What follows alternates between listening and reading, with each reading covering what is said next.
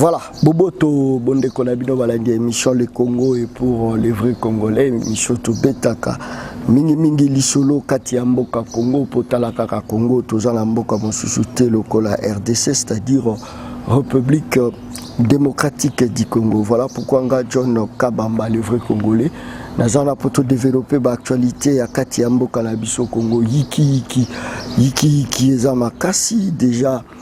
Jean-Pierre Bemba a annoncé retour le 23 pour développer l'isolo wana, pour développer l'isolo au Italie, Baobsek, il y a Kondo et Etienne Tshisekedi déroulement lango et les cas qui n'engagent et c'est pas ça population tout c'est pas ça qui était puis Robeta l'isolo il y a social pourquoi ba qualité ya kati ya mboka la biso Congo ils a respecté pourquoi parce que tozala bakundi ya yiki to eza nini voilà l'isolo kati ya mboka Congo babeta rango toujours na ba congolais voilà pourquoi tozala mona Congo Noël Tiani Ka qui signifie Kabamba moi Diamfita mbote mona Congo mbote boni santé santé za bien kaka situation mboka na biso za bien te ils a bien été pendant que tous les élections salami mais situation ça bien été mon Congo mais situation est changé du jour au lendemain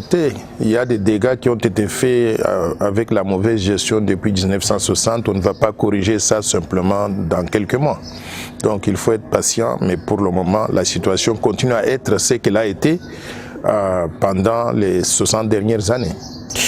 Voilà, merci beaucoup. Santé paix à parti politique Nayo. Dans un parti politique, dans un regroupement dénommé la Force du Changement, ça se porte relativement bien. Nous avons installé ma section à travers toute la ville de Kinshasa, mais également à travers toute la République. Ok, merci beaucoup. Moi, la Congo, dans mon présence, il y a Kondo Tshisekedi, mais il y a eu quand même absence, il y a Bato. C'est dû à quoi? Est-ce que les hommes politiques congolais, vous êtes unis?